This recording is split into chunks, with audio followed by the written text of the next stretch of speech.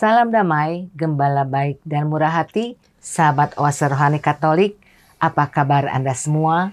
Kiranya Anda semua dalam keadaan sehat serta bersemangat di hari ini. Berbahagia sekali karena hari ini kita semua ditemani oleh Romo Diosesan Carolus Putranto Trihidayat atau yang kita kenal akrab dengan sapaan Romo Uut. Dan saya Benarit Marita akan menemani Anda semua sampai dengan di penghujung acara nanti. Sekarang marilah kita menyapa salam damai kepada Romo Uut yang sudah berada di studio untuk Anda hari ini. Salam damai Romo. Salam damai Marita, semoga sehat penuh berkat. Sehat, apa kabar Romo? Sehat lahir batin, terima kasih. Amin. Amin. Terima kasih Romo sudah bersedia menemani sahabat Oase Rohani Katolik dalam siaran Oase Rohani Katolik hari ini. Allah dapat memberikan kelimpahan berkat di tengah-tengah badai ancaman. Itulah kata bijak pada hari ini. Marilah kita awali jumpa kita dengan sebuah doa yang akan dipimpin oleh Romo Uut. Marilah kita masuki saat teduh, kita ingin masuk ke dalam kuil batin kita dan bercakap-cakap dengan Allah, mohon rahmat penerangannya. Dalam nama Bapa dan Putra dan Roh Kudus. Amin. Allah Bapa yang Maha Baik, tiada putusnya kami memuji Engkau dan bersyukur kepadamu, karena Engkau Maha Baik dan setia. Kebaikan dan kesetiaan-Mu kami alami dalam peristiwa hidup kami, dalam rahmat kesehatan, keluarga, komunitas, dan aneka hal yang telah Kau curahkan. Kami mohon ya Tuhan, agar kesetiaan-Mu juga terus kami alami secara khusus dalam sabda yang akan kami renungkan pada saat ini. Jadikanlah kami ciptaan yang baru, karena sabda yang kami dengarkan dan kami renungkan, terutama untuk membawa kabar sukacita kepada saudari-saudara kami yang sungguh membutuhkannya. Demi Yesus Kristus Putra-Mu, Tuhan dan sahabat kami, kini dan sepanjang segala masa. Amin. Dalam nama Bapa dan Putra dan Roh Kudus. Amin. Sahabat Oase Rohani Katolik yang terkasih, antifon pembuka kita untuk hari ini adalah, Ya Allah, ketika Engkau tampil di depan umat-Mu, melangkah mendahului dan tinggal di tengah mereka, maka bumi guncang dan langit bergetar. Haleluya. Bacaan hari ini diambil dari Kisah Para Rasul bab 13 ayat 13 sampai 25. Dalam perjalanannya, Paulus dan kawan-kawannya meninggalkan Pafos dan berlayar di Perga di Pamfilia. Tetapi Yohanes meninggalkan mereka lalu kembali ke Yerusalem. Dari Perga, Paulus dan kawan-kawannya melanjutkan perjalanan mereka, lalu tiba di Antiokhia di Pisidia. Pada hari Sabat, mereka pergi ke rumah ibadat, lalu duduk di situ. Setelah selesai pembacaan dari hukum Taurat dan kitab nabi-nabi, pejabat-pejabat rumah ibadat bertanya kepada mereka, Saudara-saudara, jikalau saudara ada pesan untuk membangun dan menghibur umat ini, silahkan. Maka bangkitlah Paulus, ia memberi isyarat dengan tangannya, lalu berkata, Hai orang-orang Israel, dan kamu yang takut akan Allah, dengarkanlah. Allah umat Israel telah memilih nenek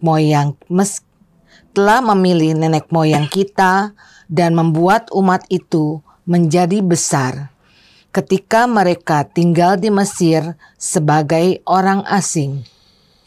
Dengan tangannya yang perkasa, ia telah memimpin mereka keluar dari negeri itu. 40 tahun lamanya ia sabar terhadap tingkah laku mereka di padang gurun. Dan setelah membinasakan 7 bangsa di tanah Kanaan, ia membagi-bagikan tanah itu kepada mereka untuk menjadi warisan mereka. selama kira-kira 450 tahun. Sesudah itu, ia memberi mereka hakim-hakim sampai pada zaman Nabi Samuel. Kemudian mereka meminta seorang raja, dan Allah memberikan kepada mereka Saul bin Kis dari suku Benyamin 40 tahun lamanya. Setelah Saul disingkirkan, Allah mengangkat Daud menjadi raja mereka. Tentang Daud, Allah telah menyatakan, "Aku telah mendapat Daud bin Isai, seorang yang berkenan di hatiku, dan yang melakukan segala kehendakku. Dan dari keturunannya lah, sesuai dengan yang telah dijanjikannya, Allah telah membangkitkan juru selamat bagi orang Israel, yaitu Yesus." Menjelang kedatangannya, Yohanes telah menyerukan kepada seluruh bangsa Israel supaya mereka bertobat dan memberi diri dibaptis. Dan ketika hampir selesai menunaikan tugasnya, Yohanes berkata, "Aku bukanlah dia yang kamu sangka, tetapi ia akan datang kepadaku daripadaku. Membuka kasut dari kakinya pun aku tidak layak." Demikianlah sabda Tuhan. Syukur kepada Allah. Sahabat Oase Rohani Katolik, mari kita tanggapi sabda Tuhan dengan Mazmur tanggapan. Kasih setiamu ya Tuhan, hendak kunyanyikan selama-lamanya. Kasih setiamu ya Tuhan, hendak kunyanyikan selama-lamanya. Aku hendak menyanyikan kasih setia Tuhan selama-lamanya. Hendak menuturkan kesetiaanmu turun-temurun. Sebab kasih setiamu dibangun untuk selama-lamanya. Kesetiaanmu tegak seperti langit. Kasih setiamu ya Tuhan, hendak kunyanyikan selama-lamanya. Aku telah mendapat Daud, hambaku. Aku telah mengurapinya dengan minyakku yang kudus. Maka tanganku tetap menyertai dia, bahkan lenganku meneguhkan dia. Kasih setiamu ya Tuhan, hendak kunyanyikan selama-lamanya. Kesetiaan dan kasihku menyertai dia, dan oleh karena namaku, tanduknya akan meninggi. Dia pun akan berseru kepadaku, "Bapakulah engkau Allahku dan gunung keselamatanku." Kasih setiamu ya Tuhan, hendak kunyanyikan selama-lamanya. Sahabat Oase Rohani Katolik, sekarang marilah kita simak bersama Injil Suci menurut Yohanes bab 13 ayat 16-20 yang akan disampaikan oleh Romo Uut. Haleluya, haleluya. Haleluya, haleluya. Ya Yesus Kristus, engkaulah saksi yang setia, yang pertama bangkit dari antara orang mati. Engkau mengasihi kami dan telah melepaskan kami dari dosa kami oleh darah-Mu. Haleluya, haleluya. Tuhan bersamamu. Dan bersama rohmu. Inilah Injil Suci menurut Yohanes. Dimuliakanlah Tuhan. Dalam perjamuan malam terakhir, Yesus membasuh kaki para murid-Nya. Sesudah itu, ia berkata, "Aku berkata kepadamu, sesungguhnya seorang hamba tidaklah lebih tinggi daripada tuannya, atau seorang utusan daripada dia yang mengutusnya. Jikalau kamu tahu semua ini, maka berbahagialah kamu jika kamu melakukannya. Bukan tentang kamu semua aku berkata. Aku tahu siapa yang telah kupilih, tetapi haruslah genap nas ini. Orang yang makan rotiku telah mengangkat cumitnya terhadap aku. Aku mengatakannya kepadamu sekarang juga sebelum hal itu terjadi, supaya jika hal itu terjadi, kamu percaya bahwa Akulah dia. Aku berkata kepadamu, sesungguhnya barang siapa menerima orang yang kuutus, ia menerima aku. Dan barang siapa menerima aku, ia menerima Dia yang mengutus aku. Demikianlah sabda Tuhan. Terpujilah Kristus. Sahabat Oase Rohani Katolik yang terkasih, setelah kita menyimak firman-firman Tuhan pada hari ini, marilah kita simak bersama permenungan yang akan disampaikan oleh Romo Uut untuk kita semua. Silakan Romo. Ya baik Marita dan sahabat Oase Rohani Katolik yang terkasih, untuk bacaan pertama ada 3 butir yang menarik yang bisa kita lihat dan bisa kita renungkan. Yang pertama adalah panggilan Paulus. Ya. Paulus ini kan kita tahu dia itu orang Yahudi, tapi dilahirkan di luar tanah suci. Dia dilahirkan di Tarsus, yang bukan bagian dari wilayah Yahudi. Ya. Makanya Paulus itu Yahudi diaspora. Jadi Yahudi tapi jauh dari akar Yahudi yang ada di Palestina, di Israel. Ya. Maka dia merasa, aku bukan Yahudi murni dalam tanda kutip ya, karena nggak dilahirkan di tanah suci. Ya. Maka itu sebabnya ketika Paulus dewasa, dia tidak merasa cukup puas dengan pendidikan keyahudian yang dia terima dalam keluarganya di Tarsus. Dia merasa ingin betul-betul mendalami ilmu agama Yahudi di tempat asalnya, yaitu di Yerusalem, yaitu di Bait Allah, dalam golongan Farisi. Itu golongan yang paling ketat terhadap ajaran Taurat, ajaran agama Yahudi. Itu. Tapi yang menarik adalah setelah dia mengalami perjumpaan dengan Tuhan Yesus, Paulus berubah. Ya. Dia memang Yahudi tulen, dia membanggakan itu juga ya. Siapa yang lebih Yahudi daripada aku? Jawab Paulus, ya kan, kata Paulus di hadapan pengadilan ya. Aku dari orang Yahudi, dari suku Benyamin. Siapakah suku Benyamin? Suku asal raja pertama Israel, yaitu Saul. Maka dia namanya Saulus sebelum jadi Paulus ya. Disunat di hari ke-8, golongan Farisi, golongan yang paling ketat terkait dengan pengetahuan dan pelaksanaan Taurat.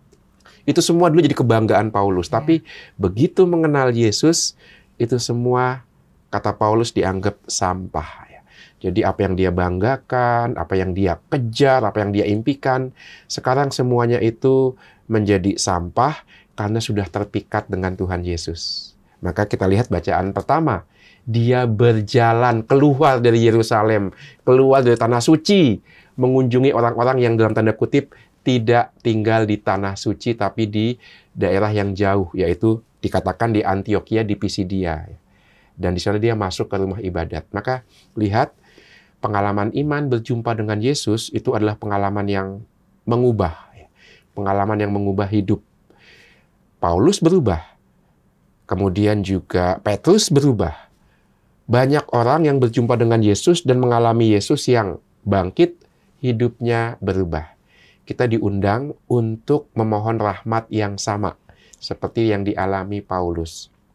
Tuhan, semoga aku mengalami perjumpaan denganmu dan menjadi ciptaan baru.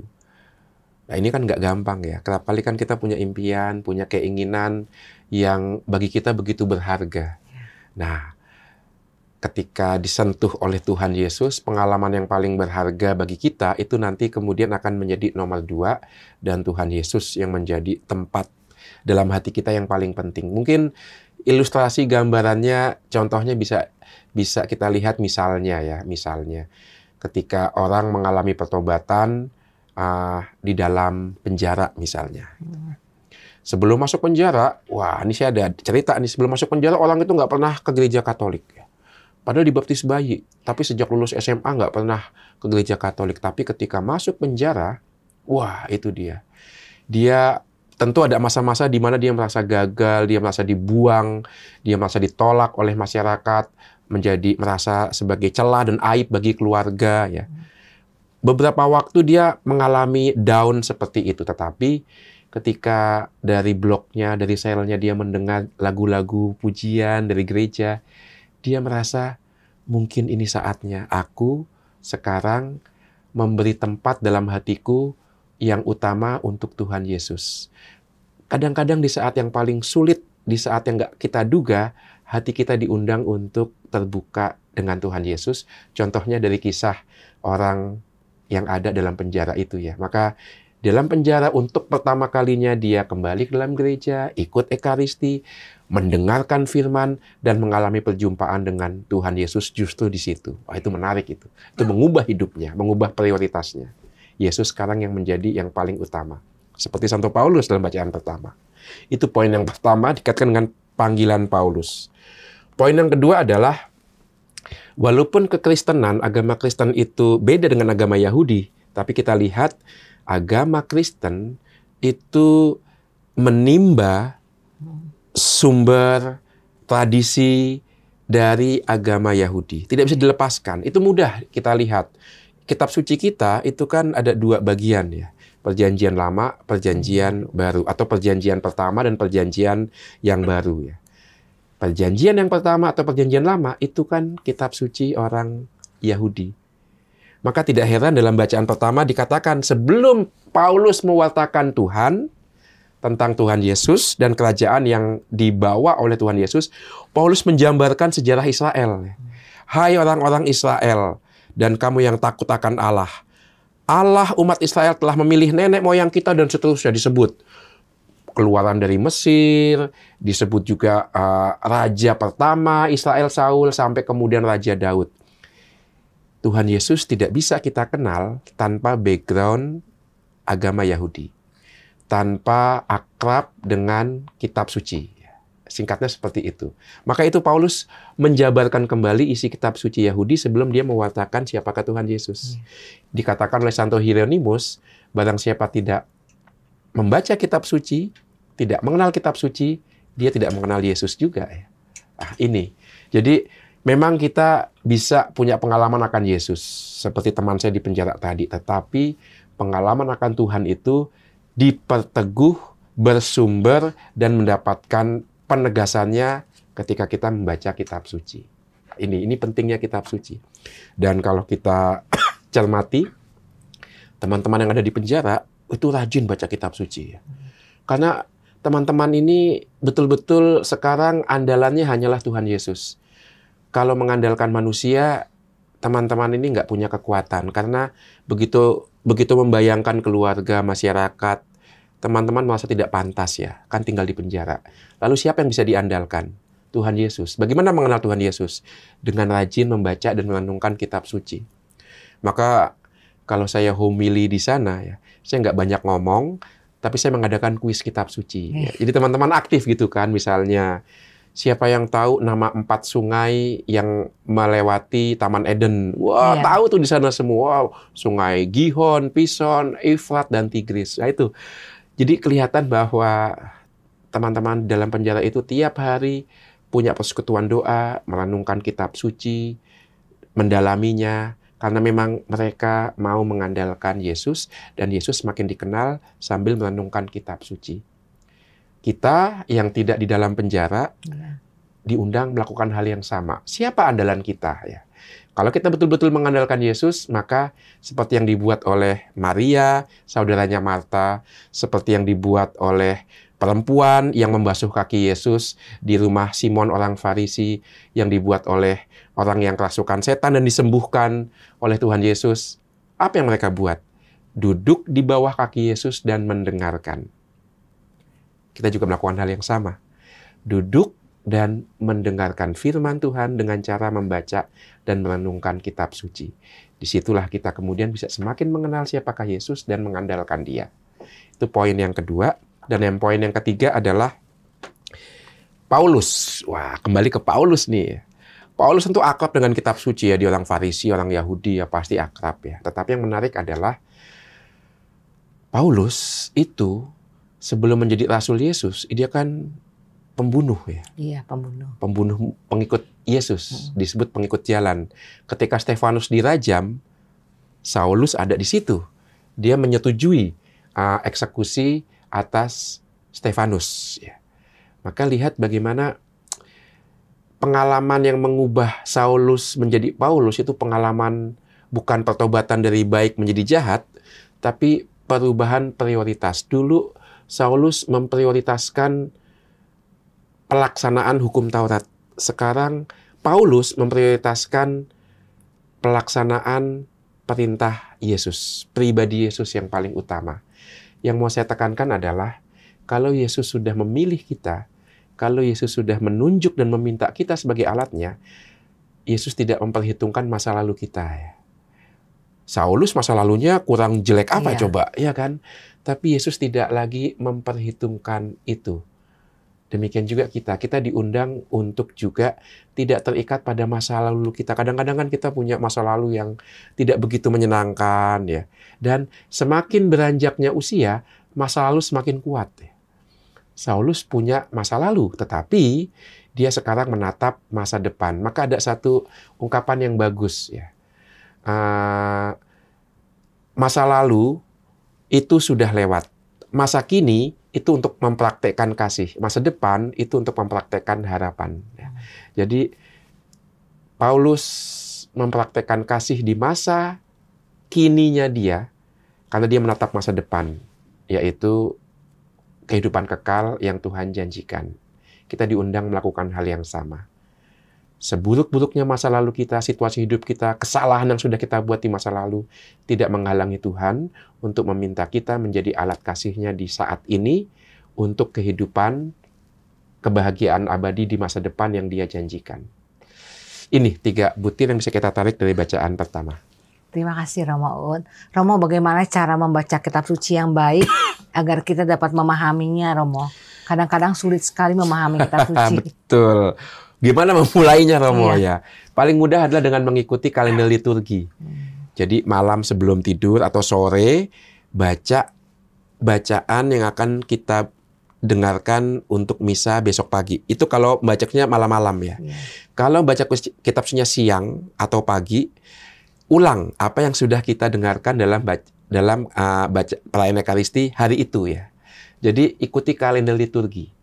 Karena kalender liturgi memberikan kita kitab suci, bacaan kitab suci yang komplit. Ada bacaan pertama, Mazmur, bacaan Injil. Dan semakin kita sering membaca itu, semakin kita akrab, semakin kita bisa menghubungkan perikop satu dengan perikop lainnya, nas satu dengan nas lainnya. Jadi pemahaman itu muncul seiring dengan keakraban kita pada kitab suci. Tidak perlu membaca komentar ini, komentar itu, enggak. Kitab suci dulu kita akrabi. Tiba-tiba nanti kita akan, ketika akrab, kita tahu perikop ini kita pahami karena kita hubungkan dengan perikop sebelumnya yang sudah kita baca. Itu jadi kunci utama adalah akrab dengan kitab suci, dan dari situ muncul pemahaman. Ya, itu. Enggak. Dan yang paling penting juga, ingat, ini buku iman. Bacalah dalam sikap iman. Mulai dengan doa, mohon pertolongan Roh Kudus, ditutup juga dengan doa. Iya, itu. Ya, terima kasih Romo. Baiklah sahabat Oase Rohani Katolik, mari kita resapkan dalam hati sanubari kita apa yang permenungan yang disampaikan oleh Romo Uut pada bagian pertama ini. Dan kami akan kembali setelah jeda berikut ini.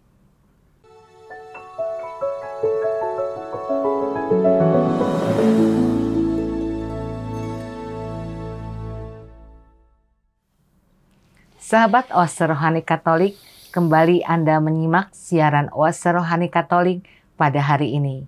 Masih ada bersama Anda Romo Diosesan Carolus Putanto Trihidayat, atau yang kita kenal akrab dengan sapaan Romo Uut.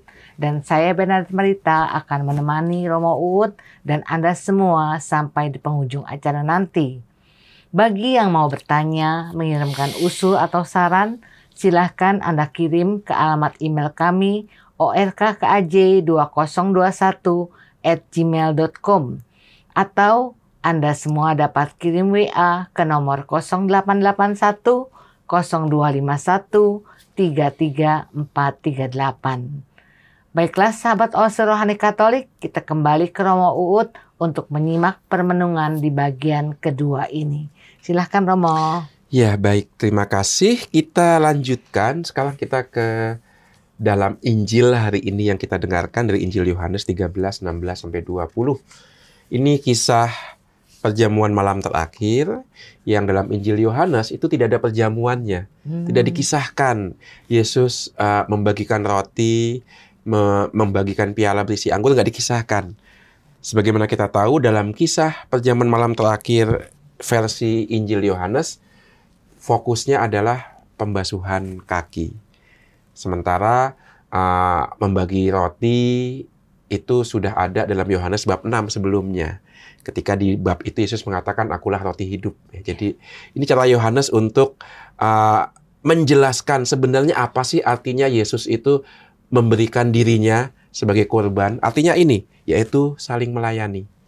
Maka membasuh kaki sebenarnya sebuah penjelasan atas apa artinya Yesus memberikan dirinya sampai wafat di kayu salib.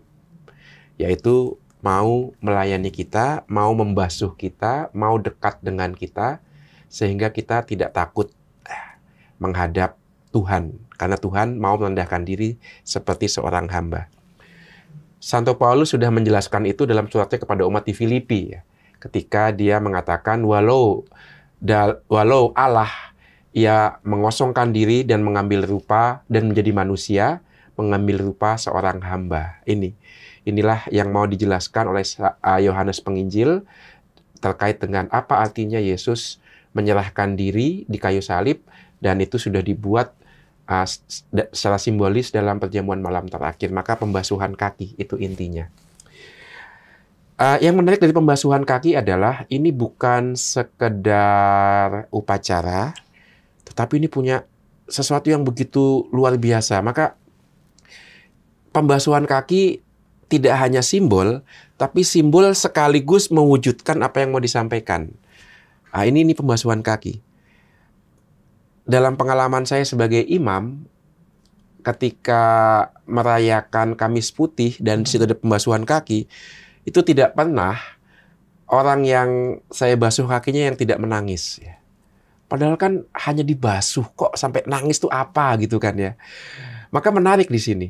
Dan untuk Kamis Putih tahun ini, saya merayakan di Rumah Tahanan Cipinang dan di Lapas Tangerang.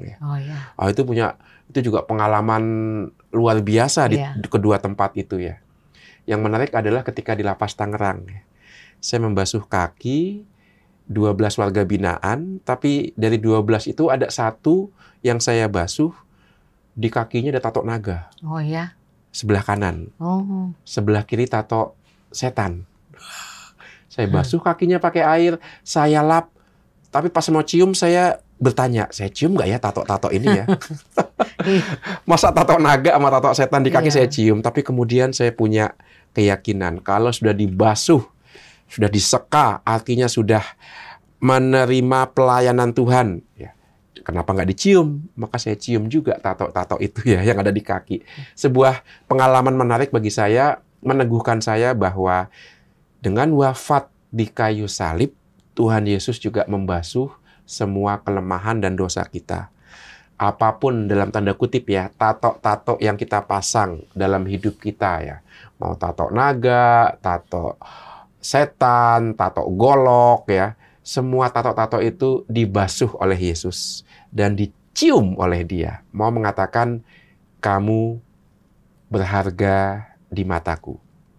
Itu yang mau Yesus tunjukkan dengan penyerahan dirinya, dengan mengatakan inilah tubuhku, inilah darahku, dan juga dalam Injil Yohanes dengan pembasuhan kaki yang Dia buat. Dia mau menjadi pelayan, Dia mau mengangkat kita menjadi tuan, dan dilayakkan masuk ke pesta perjamuan abadi. Ya, itu yang Yesus buat.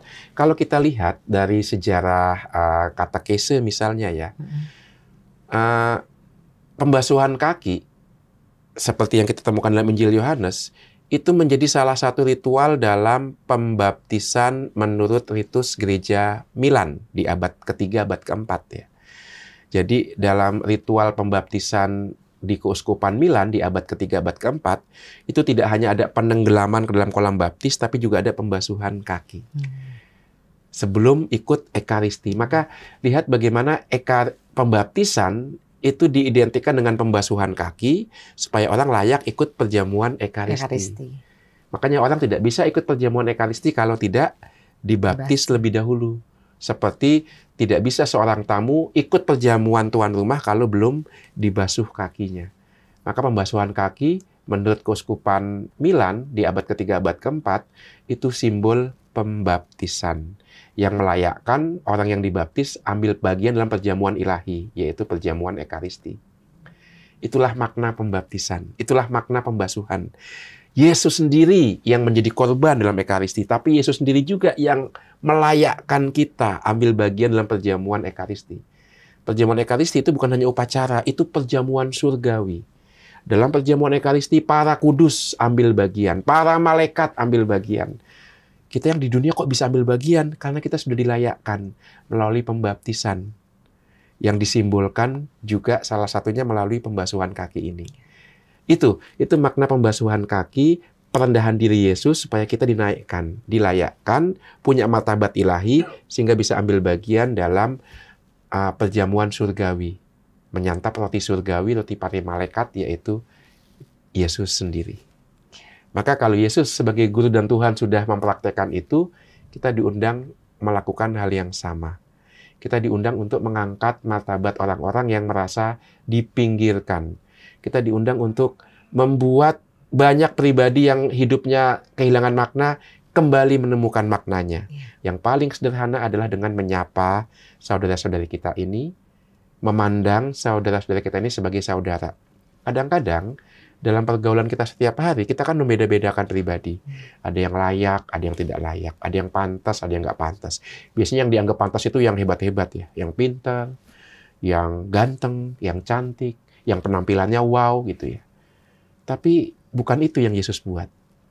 Yesus justru menjadi pelayan bagi mereka yang dianggap tidak layak. Maka Yesus melayakkan mereka. Kita diundang melakukan hal yang sama. Apalagi tahun Adas KAJ tahun ini ya. Kepedulian lebih kepada saudara-saudari yang lemah, kecil, miskin, dan disingkirkan. Kita diundang untuk menyapa saudara-saudara kita ini, menghadirkan pengalaman aku pantas dicintai, aku pantas diterima, aku layak. Dengan membasuh kaki, dengan menyapa, dengan mendampingi, ya itu. Maka banyak hal yang bisa kita buat. Mulai dari keluarga. Membasuh kaki anggota keluarga, baik secara harafiah, baik juga kalau keluarga ada kebiasaan membasuh kaki ya. Retret keluarga misalnya, itu pasti punya dampak luar biasa. Maupun juga membasuh kaki secara simbolis dalam arti menyapa anggota keluarga yang mungkin kurang disapa, yang mungkin juga biasa-biasa saja ya. Itu saling melayani, memberi ruang, waktu, perhatian, mulai dari keluarga, mulai dalam rumah tangga. Ini inspirasi yang bisa kita tarik dari bacaan Injil hari ini. Iya. Terima kasih Romo. Romo, apakah niat pertobatan sudah cukup untuk Tuhan mengampuni dosa-dosa kita? Iya, betul. Jadi bertobat itu kan artinya kalau dalam ritual pembaptisan kuno ya, bertobat itu sudah dimunculkan sejak ketika orang mau jadi katakumen. Dia akan meninggalkan profesi hidupnya yang lama supaya layak menjadi murid Yesus. Lebih nyata lagi ketika dalam ritual pembaptisan. Jadi dalam pembaptisan kuno di abad ketiga, abad keempat, sebelum orang masuk ke dalam bejana baptis atau kolam baptis, dia diminta menghadap ke barat dulu. Mengapa menghadap ke barat? Dalam masyarakat pada masa itu, barat adalah simbol matahari terbenam, maka dia menjadi simbol kegelapan, simbol kehidupan lama yang harus ditinggalkan. Maka dia diminta menghadap ke barat dan menolak cara hidup yang lama. Lalu kemudian setelah menolak cara hidup yang lama, juga menolak godaan setan dan segala pekerjaannya, dia berbalik menghadap ke timur. Ini pertobatan dilambangkan seperti itu. Berbalik menghadap ke timur, berbalik menghadap Allah, memunggungi cara hidup yang lama, kesenangan-kesenangan yang lama.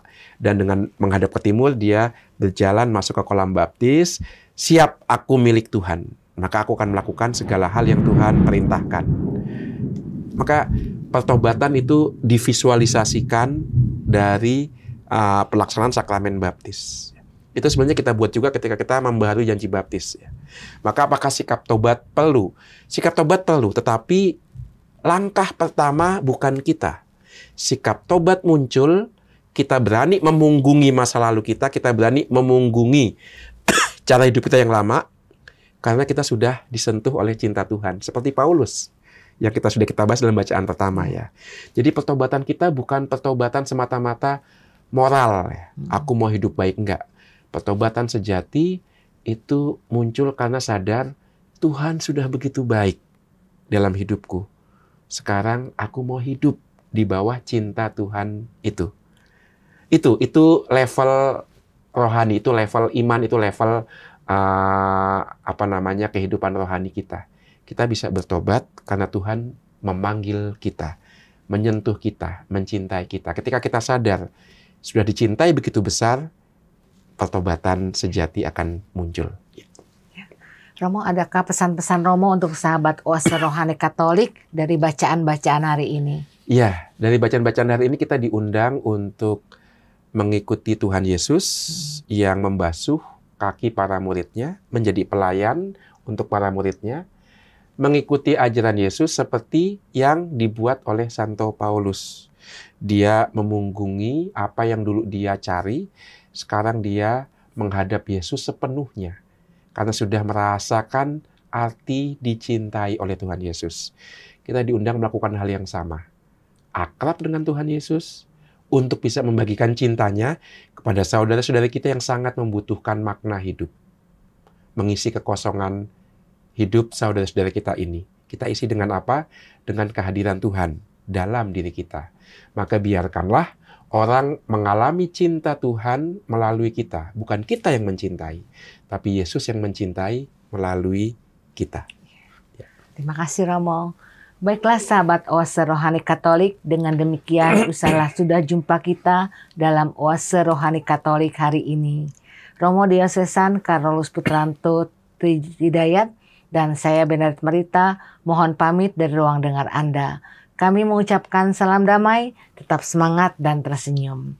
Kita tutup jumpa kita dengan doa penutup dan berkat Tuhan melalui Romo Uut.